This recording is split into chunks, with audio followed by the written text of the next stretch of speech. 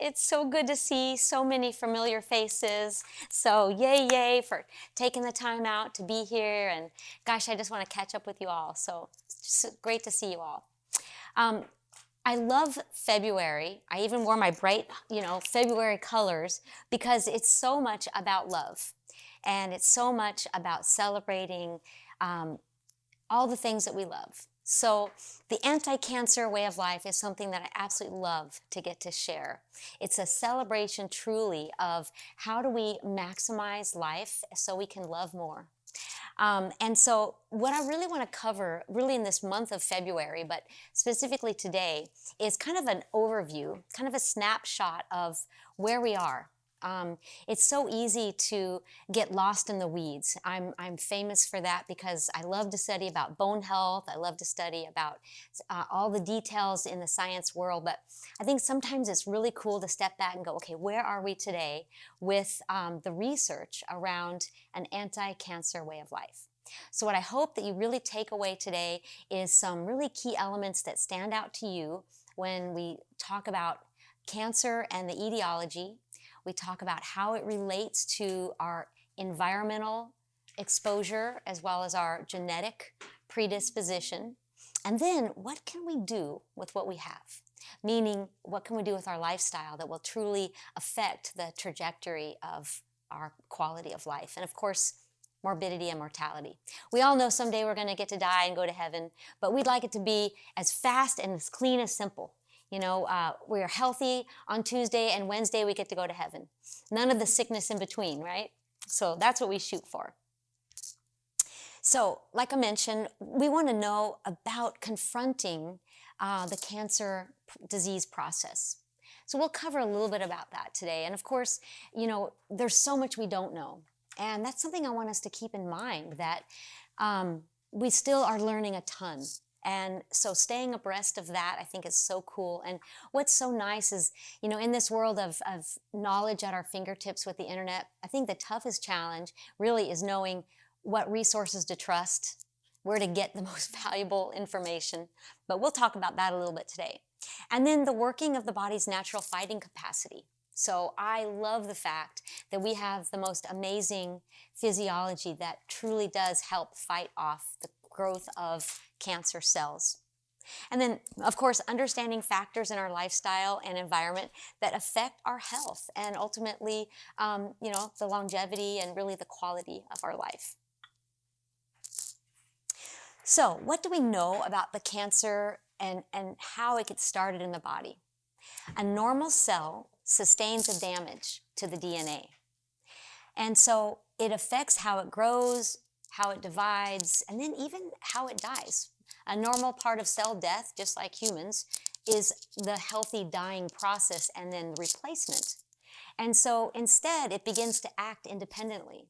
And a very amazing phenomenon to me is that the normal healthy cell just transforms into this, crazed cell that has its own way of behaving. And remember that it's a process. It's not a single event. So it doesn't happen right away.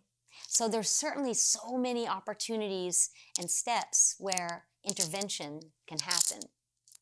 So cancer cells are metabolic opportunists.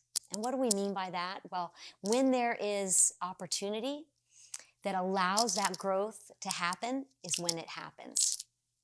So how do we have that environment that allows for this opportunity? So excess fuel is a big one. So creating insulin resistance is something that's super important. And I really want you to write that down and circle it and put stars all around it. What do we mean by insulin resistance? How can we affect it? And how, of course, can we control it? In addition to insulin going up, there's another chemical, IGF, that also stimulates growth. And so that's something that we also really want to be careful with. And when that happens, when insulin goes up, the secondary effect is often that the IGF-1, which is that powerful growth signaling, increases. And that promotes cell division. Now, normally, we want our cells to grow and repair. Cell division is a healthy thing. but not when it's in the presence of too much IGF-1 and the insulin resistance. That just means that the insulin can't do its job. It can't get the blood sugar into the cells. For some reason, it hangs out in the bloodstream too long, and that's how we get elevated blood sugar. So insulin resistance is really a double-edged sword. One, that your insulin that you have isn't working as well as it should. And the second part is the cells can't get the nutrients that it needs to be healthy and functioning well. So decreasing the death of the cell is what we have to be careful of, because if the wrong cells die too quickly because they can't get the nutrients, that's bad. And if we can't kill off the bad cells that need to die, that's bad. So those regulators are what's so key, and insulin is a big driver of that, as well as the IGF-1. So a cancer starts when the safety mechanisms fail. And again, we are so lucky that we have lots of safety mechanisms. We all come in contact with potential carcinogens every day. Sad part is we just don't know, right? There's so much we don't know. And so we're lucky that we do have mechanisms that normally kick into place and help us stay safe. Random copy errors of the DNA is really what we have to worry about. Random copies that aren't supposed to be there. Chemical disruptors also are part of the problem. What do I mean by chemical disruptors? Well, we're learning that a lot of chemical disruptors are in our environment. You know, we've heard a bit about the toxins from agriculture, pesticides and herbicides. Those are an example of chemicals that do a good job killing plants that we don't want, but we really don't want them in our system. Glyphosate is probably one that you've heard of a lot, and that's certainly one that we're concerned about. So we got to be careful about knowing where they are and how to avoid them. And then radiation. You know, we are told we have to get our annual checkups, and we have to get x-rays and PET scans and CAT scans if, you know, you're going down the path of diagnosis. And most of them are very low, but you sure don't want to have radiation if you don't have to. And then the other one, this is a really big issue, chronic inflammation. What do I mean by that? You know, inflammation is a good response. That's when our body is creating white blood cells, all of the immune cells that help us fight off disease or bacteria or those cells that go awry. So when it's chronic inflammation, something is definitely not working like it should. So the concern is, what's causing this chronic elevation in our white blood cells? I have a thyroid issue. When I first got pregnant, I had thyroid dysfunction. Who knows what caused this thyroid dysfunction in my probably childhood? So it's hard to know what causes this chronic inflammation, but somehow the DNA is affected with our cells that produce our immune cells. And so that's what causes this inflammation. So there's some things we can control and some things we can't. So I can't go back in time and fix what happened to my thyroid. But I can look at lifestyle opportunities now and make my best decisions going forward. And then there's a growth signaling that sometimes gets stuck on, and sometimes the signaling that gets stuck that won't turn it off. So like the brakes get stuck. They don't do their job of stopping the reproduction of cells. That's, of course, not a good thing. And so this is why we start to see issues that are red flags. So if we get fatty liver disease, well, what's happening there? Our liver is struggling. Why? Because there's too much substrate in the liver and it gets clogged up. Just a quick little anatomy of our digestion. Everything we eat, we masticate, so chewing, that's the first stage of digestion. And then we swallow it, forms a big bolus with some saliva, and it goes down a little farther into the duodenum, gets some more digestive juices, and of course the stomach, the HCl, drops the pH really, really low. Pretty soon, all the foods that we eat go into the liver. First, storage depot and repackaging depot. So everything we eat impacts the liver. as well as medicines and, other toxins. So when we think about the liver, it's really important that we take good care of it. So what we eat has an impact on the liver. And then there's GERD. You know, there used to be a couple of medicines. My very first job in California, I ran a hospital food program, the nutrition department of this rehab hospital. And I remember Prilosec was this really intense, very effective medicine for GERD. And you could only get it by a prescription because it was so powerful. There's always pros and cons to medicine, right? And so doctors only wanted to give Prilosec if it was absolutely necessary because the side effects were pretty serious. And now you can practically get it over the counter. Yeah, that's what I thought.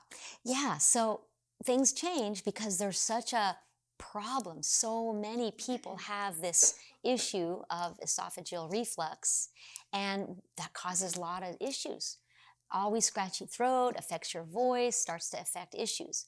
And so that's an example of chronic inflammation because the digestive juices are splashing up into the esophagus and causing irritation. As mentioned, the stomach is really good at doing what? Decreasing the pH. The best digestion happens in the stomach when the pH gets to be about 2. That's very acidic. That would burn our hand, but it is okay in the stomach. Why? Well, because we have a nice thick mucosal layer that protects it. But if that digestive juice splashes up into the esophagus, it causes burning, and that happens over and over and over. Now we have this potential for those damaged cells to then have damaged DNA that then can be an opportunity for those cancer cells to then take root because those cells have been damaged. So it's just a sort of an insidious process that we don't really notice. If you have a friend or somebody that clears their throat all the time, that is a real warning sign that maybe there's some splashing, and they don't necessarily feel it. They might not feel like they have a sore throat or have an issue. And it could just be allergies. It could be, coming from the sinus cavities, but, it's worth checking. And then the big question is, well, what am I doing to my body that might be causing or exacerbating this splashing up? And I remember one time when I was a trainer at Lifetime Fitness, and I had this darling lady as a client, and we were helping her with weight loss. And I gave her a plan to try, and it was much smaller meals than what she was used to. And she came to me one time and she said, Suzanne, I can't believe how much better I feel when I don't eat all this. I don't have to unbutton my pants anymore after a meal or go take a nap. And it's just because she had never really tried eating a smaller amount. She'd just been taught that you eat what's on your plate, you eat what's given to you, and there's starving people in China, and don't waste any. And it was so cute that she was just like, wow, I didn't know I could feel this good. And probably if she had kept going, she might have been a good candidate for GERD, because when the stomach overfills, what happens? Well, the sphincter muscle at the top gets weaker and weaker, and it makes it easier and easier for those fluids to splash up into the esophagus. So yeah, she was adorable. And she did have successful weight loss. She was such a cute lady. I still keep in touch with her. So then the next one, obesity. This one is huge. The number 2 risk factor for cancer next to smoking. And when I read that statistic, I was really surprised that that could be so significant. And we could even take it a step farther and say that obesity could in fact be the number 1 cause of all the chronic diseases. Can you think of one that it wouldn't affect? Maybe osteoporosis, because of course if you're heavier, it does help your bones. But heart disease, all the things related to cardiovascular, so lung and strokes, atherosclerosis, are all impacted by weight. And so for sure, we know diabetes is affected by weight. Now, of course, we know some people that have diabetes that are very thin, whole different kind of diabetes, right? But this one is referring to usually because of insulin resistance. So here's that phrasing again. When our body doesn't do a good job with getting the sugars out of the blood into the cells, that creates a cascade of events that turns into metabolic syndrome, in even obesity. Metabolic syndrome is just, kind of the first stages of your body really suffering because of that insulin resistance. So if we have blood sugar that is always right around 100 fasting, or maybe 98, and the doctors don't really even highlight it. You're below 100, you're okay. But really, my goal would be to get you lower than 80. The lower the fasting sugars, the better. Within reason, of course, but 60 even. If your body's used to it being that low, could be A-okay. What we know for sure is that if it's above 90, yellow flags ought to be going up, because that means that there's probably some insulin resistance going on. So it's something that I hope your healthcare team and your friends and family healthcare team starts to be a lot more aggressive at looking at what is your fasting sugar, and can we treat a fasting sugar that's 90 with simpler tools instead of medicine? Because true, maybe at a fasting blood sugar of 90, you don't need to, have metformin or insulin. But what if at a fasting blood sugar of 89, your doctor said, you know what, be careful. And then you started doing some things differently in your lifestyle. Remember, those things we can control are way over here, and we want to use those before we have to use medicines, before we have to deal with GERD or fatty liver and having to take Prilosec or metformin for frank diabetes. I've had many clients that had a blood sugar of 102 fasting, and they say, oh, I don't have diabetes. And, I don't want to contradict them, but in my mind, I'm thinking, yeah, but you probably have pre-diabetes, and so that one becomes such an important thing to be able to track. So, how do we know? I love these guys. This is an old slide, and I just think they're so cute. How do we know what to track? How do we know what to look for when we're evaluating our health, both the environmental health and our own physiology? Something that really scares me, and you might not have all these slides. I think you do have this one, but I always like to add more. So you can just take notes on those pages, I hope. But when we look at these organizations, the HHS, the Health and Human Services Organization, is tasked with helping learn about humans, learn about physiology, so that we can make sure Americans get the most information possible. So the International Agency for Cancer Research, as well as the NIH, which is the National Institute of Health, the FDA, the American Cancer Society, and ultimately your doctor. So it kind of goes from a really big swath of knowledge to the very individual, which is you and your doctor. And what I always hope for is that you become an active role in your care, so that you work with your doctor and really get some good plan of being proactive. So let's look at these a little bit more. You'll see it in two ways, not the National Toxicology Program or report. And again, it's an agency that's not that old. It was built in the late 70s, and they look at substances with the absolute goal of understanding public health risk. It's really great for us to know, are there potential toxins? We talked a little bit about the food industry last time, and if you're around me much, I do really look at the food industry as being a driver of our decisions and also a driver of our health. Because just like that cute little lady at Lifetime Fitness, she just didn't know. You don't know what you don't know. You go to H-E-B, you pull the things off the shelf, you put them in your cart.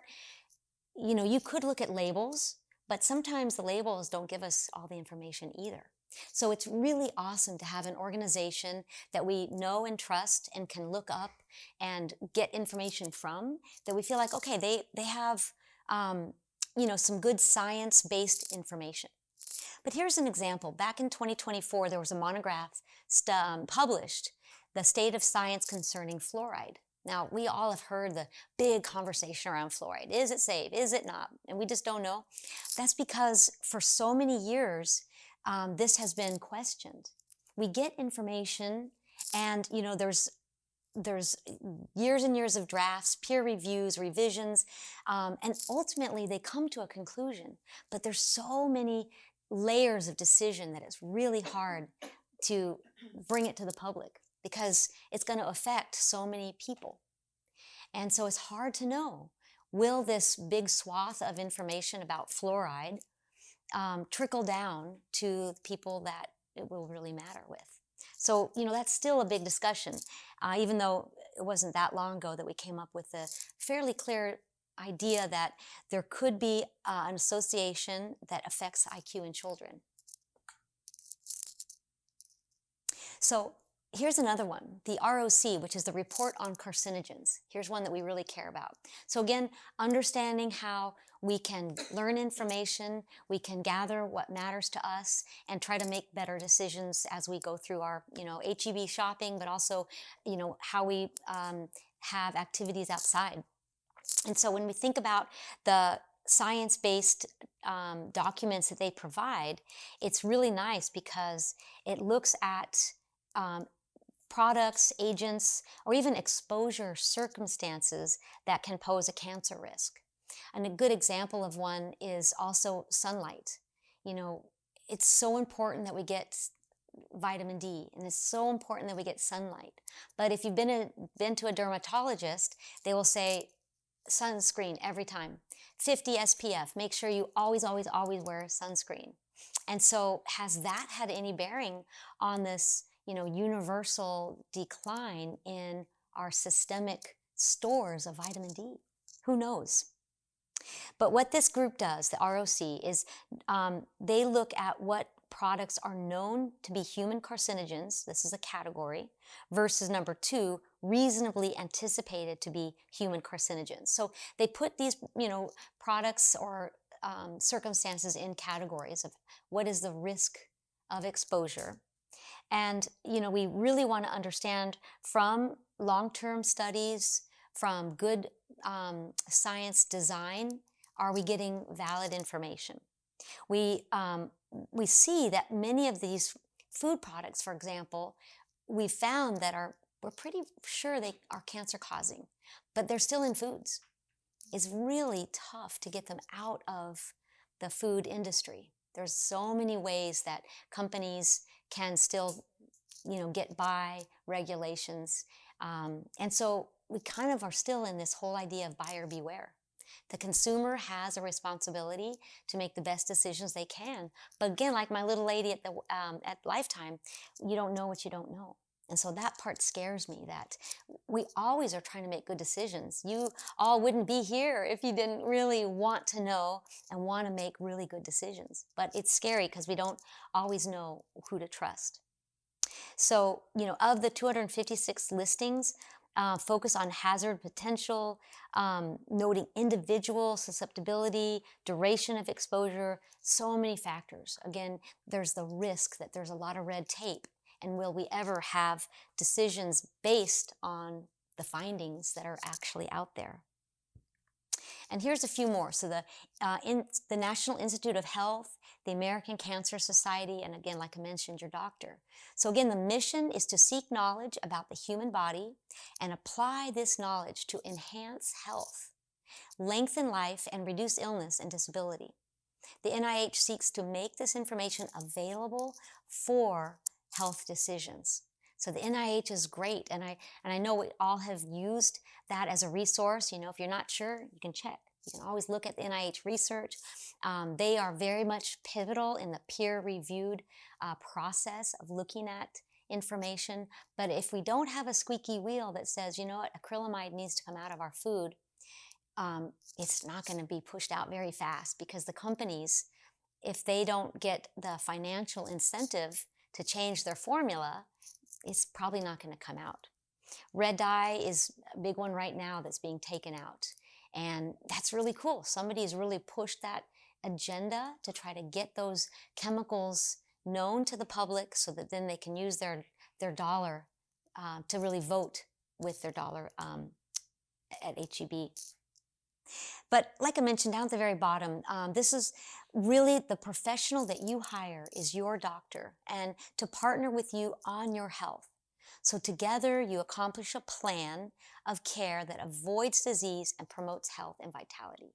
So the great thing is your doctor will and of course can know you well and help you navigate the decision. So if you have cancer in your family history, or you start seeing some physical signs, fatty liver, or your weight changing, or your insulin levels starting to look different, and of course that's always based on your fasting blood sugar.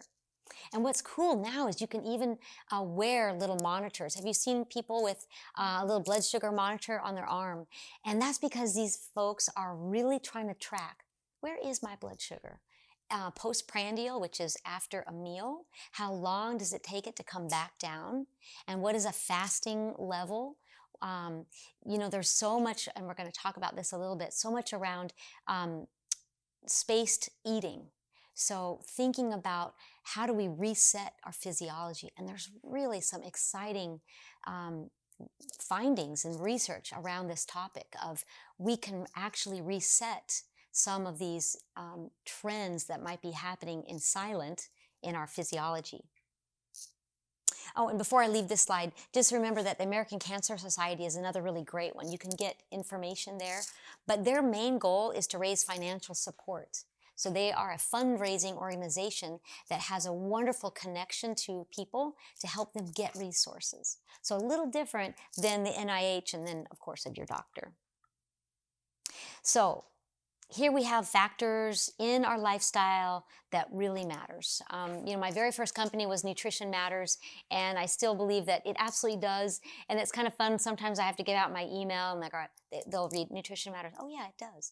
And it's so good when we think about how much nutrition plays in our role of decisions. Because the more we learn, the better we can impact the terrain of our bodies with factors that we have control over. And that's the part I just love. So, how much does weight matter? Well, we know that fat cells change the internal environment of our bodies, without a doubt. There's a lot that happens, increasing insulin production and decreasing the insulin sensitivity. So scenario is our muscle cells are starving because the sugar cannot get into the cell. And that's because of the insulin resistance. There's plenty of sugar out in the freeways, which is our bloodstream, but the active working mitochondria can't get to it. And so what does it do? The pancreas says, all right, I guess I'll just make more insulin. So we get more and more insulin up. Insulin resistance is still the issue, and so it really can't be effective. So of course, increases the chances of fatty liver and cardiovascular disease. So in this slide, the whole idea is insulin resistance is a spiral. And the culprit is highly refined sugars. We talked a little bit about this on the upside down pyramid. And again, it's really an exciting approach to help people understand what does it mean to have a carb that's highly refined. I think we all kind of get the idea that sugar is bad, especially you in this room because you're very well educated. But what do we mean by highly refined carbohydrates? What does it mean to have a highly processed carb? And what role does that have in the whole conundrum of insulin resistance? And so if we eat too many of any carbs, maybe, but it's pretty hard to eat too many of the naturally occurring carbs. What do I mean by that? Well, vegetables are naturally occurring. There hasn't been a lot of processing. Vegetables and brown rice and quinoa and beans and lentils. And sadly, on that food pyramid that's upside down, we don't really get to understand the nuance. They made it simple and said all carbs are bad, pretty much, with the little tiny grains right down at the bottom. But highly processed ones are the true culprit when we're looking at how insulin is affected, because the blood sugar rises and the pancreas responds. And the sad part about that insulin resistance is it also affects your energy level. So now you have fatigue, you feel yucky, your liver is sluggish, and of course, your fat cells start to get more and more of the nutrients.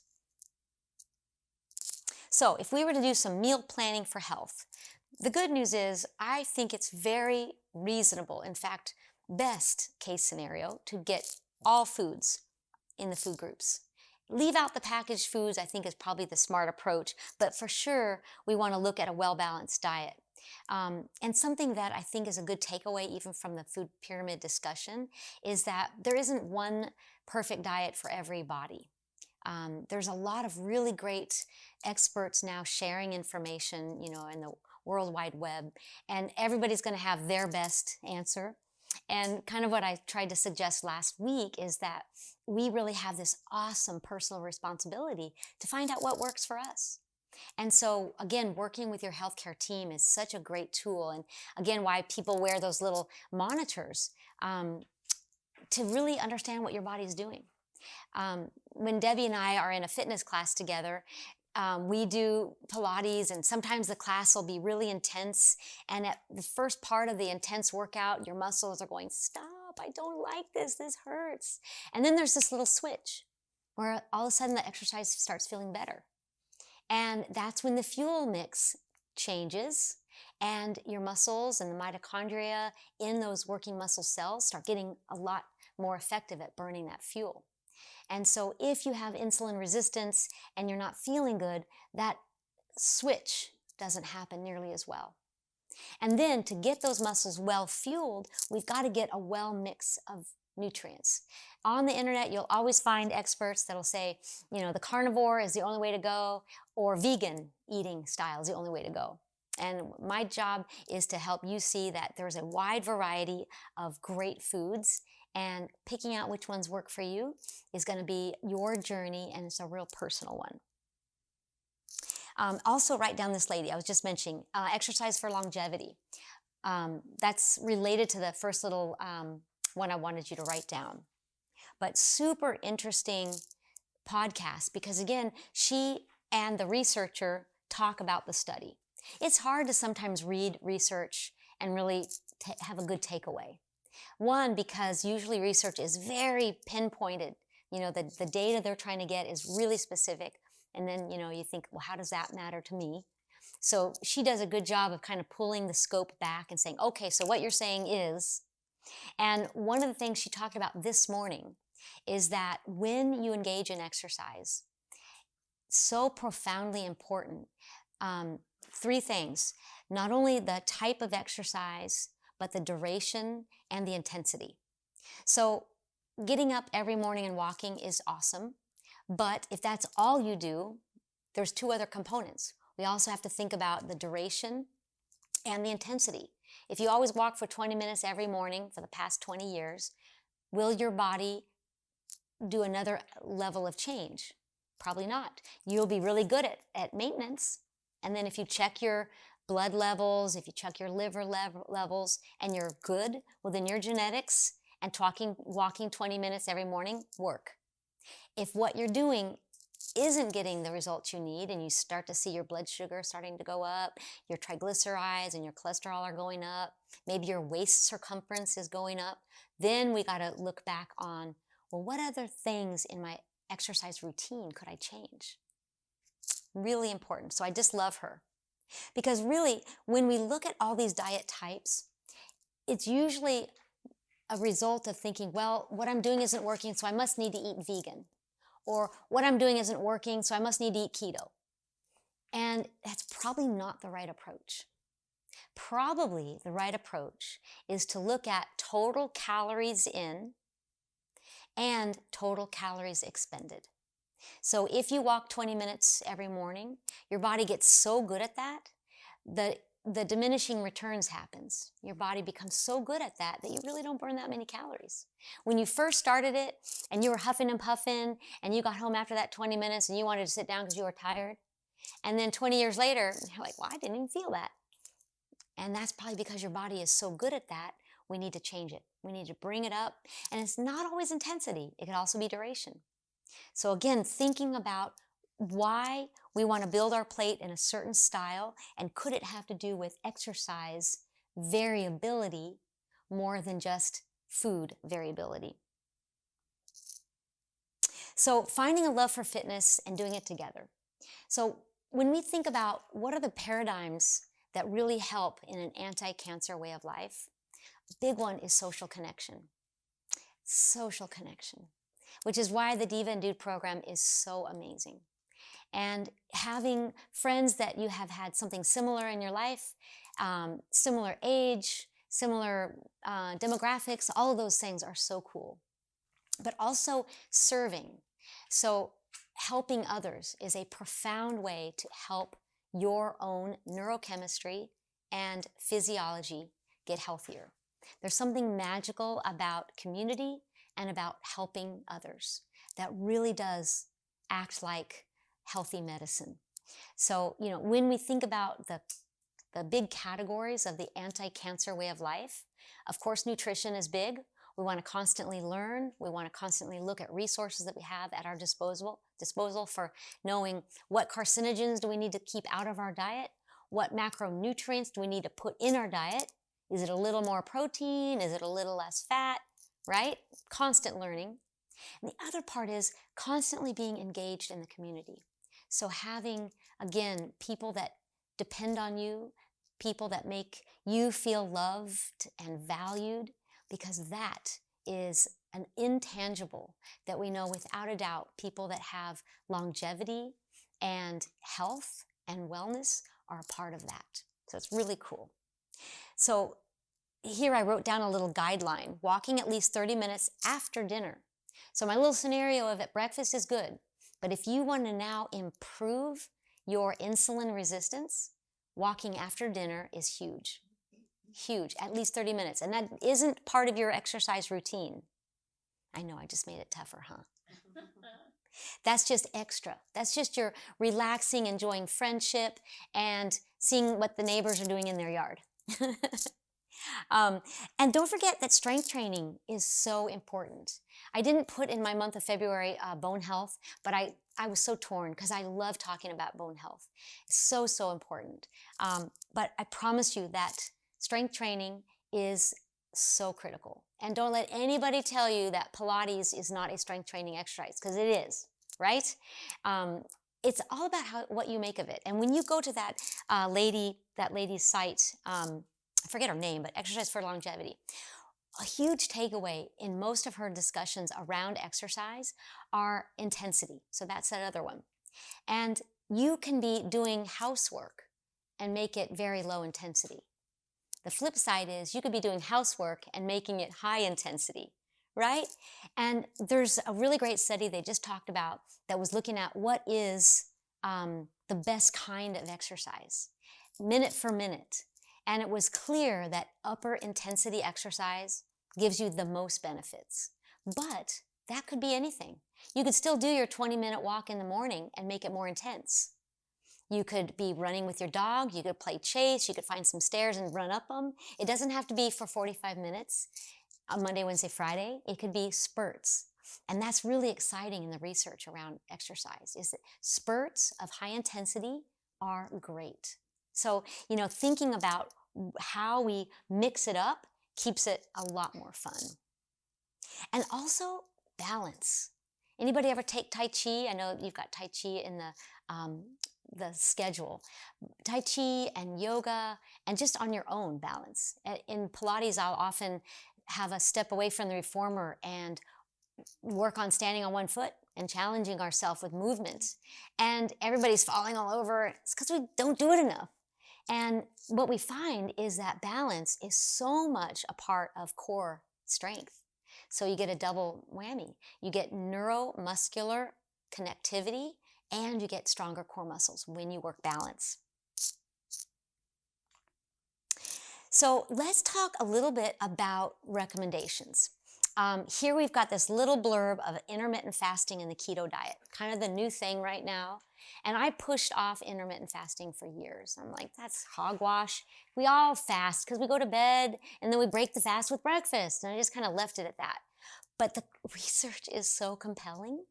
Next week, we're going to talk the whole hour about what does it mean to have intermittent fasting. It's a fancy term, but I promise you there is actually some really cool science specifically around the anti-cancer paradigm, which it makes me so excited. But, when we think about the whole picture of anti-cancer and who's recommending what, this one is still going around, and filling 2/3 of your plate with plant-based foods The other 1/3 or less could be animal protein. Is that upside down compared to what we heard last week? Yeah, kind of. But I think what's really important is that something I mentioned last week is even though the pyramid's upside down, what really never lost its place? Veggies and fruit, especially veggies. So I could still work with that and believe that protein still needs to be higher, which again should be the takeaway from last week, that protein officially is higher. Remember, he said we ended the war on protein and we officially started the war on highly processed carbs. So that still works. And even if you did the keto diet, veggies and fruits are still part of it. You just get a very small amount. And remember, the keto phenomenon is around high fat, not really high protein, high fat. And what's the goal of the keto diet? To get rid of elevated insulin. So that, again, is all what it comes back down to. So if you think you might have elevated insulin levels, wear one of those trackers and see where are you during the day. Because that could be a huge piece of information that will help you and your doctor decide, what's my plan? How am I going to get this insulin level low and overall my blood sugar low? Because that is the magic bullet in all kinds of inflammatory-based diseases, which we know cancer is very much inflammatory based.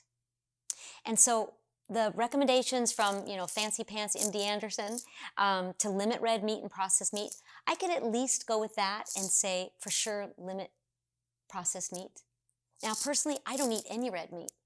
There are still just enough experts that say the plant-based diet is still really good. Why? Because yes, you can get more protein on a plant-based diet.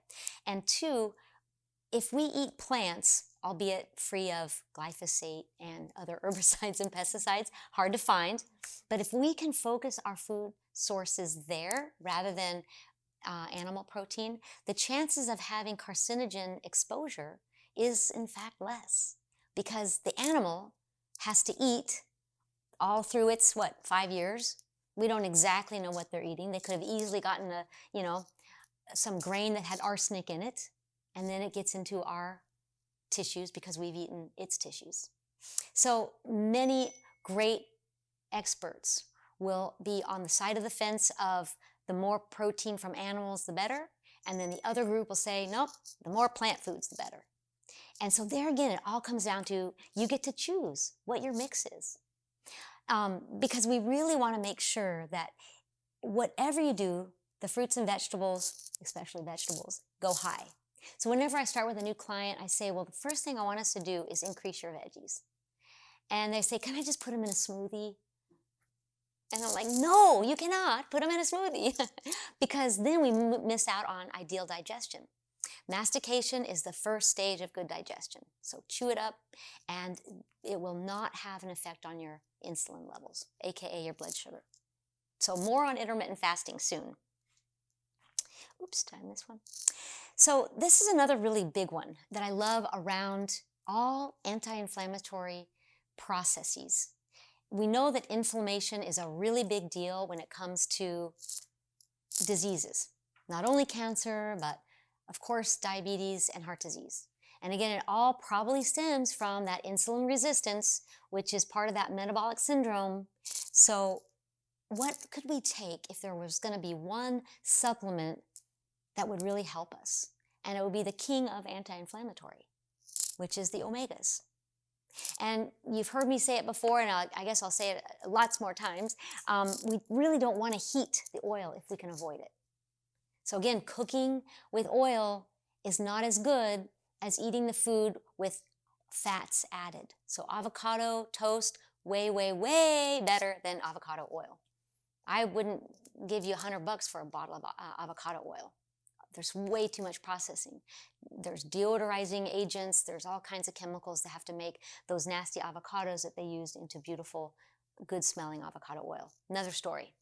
But walnuts, flax seeds, chia seeds, hemp hearts, organic butter, that's what's in the little melted dish, because it's really good for cooking. It could even be olive oil, who knows. But the idea is we don't want processed oils and we don't want heated or cooked fats. What would be some other good, healthy, whole fats? Nuts, we mentioned. But hemp hearts, if you've known me for 5 minutes, I'm a big advocate. And hemp hearts are actually a great source of omega-6 as well as omega-3s. And there's a big, school of thought out there that if we take out all seed oils, we shouldn't, because we're going to miss some of the important omega-6 oils. Our body needs 3s and 6s to make all of the extra cells and neurochemistry that are built with fat. We need 6s and 3s. But it's a lot better to get the omegas in hemp hearts, the 6s, than it is corn oil or canola oil or safflower oil. Why? Well, because those oils have been heated and processed and denatured, et cetera, et cetera. The hemp seeds are just the way God made them. So definitely the way to go. Whole fats. So just a little hint, the benefits of this intermittent fasting. When we think about a normal day, what time do you have dinner? Maybe it gradually gets later and later. I don't know, maybe when we're retired, it gets earlier and earlier. But a good rule of thumb is if you have a natural cycle, you'll probably eat dinner maybe around 6. You take your 30-minute walk. You come home, you do some whatevers, and you get to bed maybe by 8:39. You're going to say, Suzanne, that's crazy. None of the good shows are over by then. The idea is that proper amount of sleep is not 6 hours. It's not 7 hours. It's probably more like 9 hours, especially when we've got to recover from challenging days, whether it be doctor's visits, whether it be anxiety, or doing a lot of fitness. So more sleep is most likely required. And really, our normal cycle of a day does allow for a break fast. You have a fast in the evenings, unless you're an ice cream eater, you eat at midnight, you have your snacks. That would be a really good challenge to stop. Really good challenge to stop. Because if you allow your natural fasting cycle, you easily can get 12 hours. Now, some super exciting research says that you can reduce your chance of recurrence of cancer by like 60% if you fast for a minimum of 13 hours. So 13 to 16 hour fast now gives you enough time for your body to cleanse all of the stuff that you ate during the day so that your blood sugar can go down. And remember, I mentioned in the beginning of the talk, the most important thing is avoiding insulin resistance.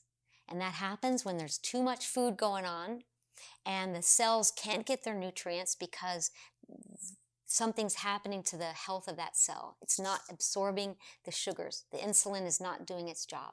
So insulin resistance can be recalibrated and turned off with a longer fast. Super cool. So improve metabolism, so improving your hormones, not to mention the insulin, but other hormones as well. Fasting may improve your brain from aging. I mean, there's so much exciting stuff around Alzheimer's disease.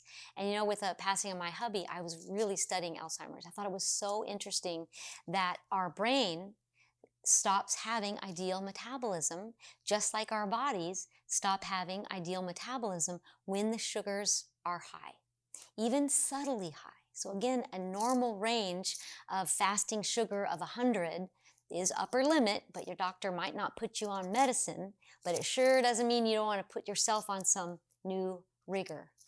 So, and then of course for heart health, so can lower cholesterol and reduce risk factors of heart disease, all because you just didn't have your bedtime snack. And I remember it wasn't that long ago for diabetics that we were taught to teach our type 2 and type 1 diabetics, make sure you have a bedtime snack so you won't have the sundowners. Remember that? I see some heads nodding. Yes. And so again, it's, we learn new information. We have to kind of reinvent what we talk about because that doesn't work anymore. Because it's better if that diabetic then can have a longer fast. Again, type 2. A type 1 diabetic is a different story.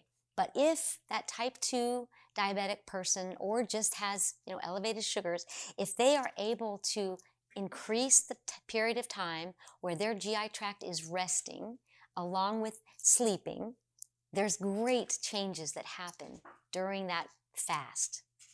Now, it's a whole different story when we look at intermittent fasting during the day. But there's a really cool research that I'm going to share with you next week that actually does in-patient work on very long fasts, 5 days to 40 days. I know, I cannot imagine. They just get water fast, right? And that's so foreign to us because we think of, well, I don't want to go through that pain. I mean, that is excruciating pain. I don't know that I could go without lunch, let alone 5 days worth. And in fact, in this one podcast he did, they showed the plates. There's like 122 plates. That's how many meals they had to miss to go through this program. But it's amazing, ladies, that lymphoma, this one lady cured. There's been several cancer patients that after the 10-year mark still don't have cancer. Heart disease, of course, irritable bowel and all kinds of GI issues.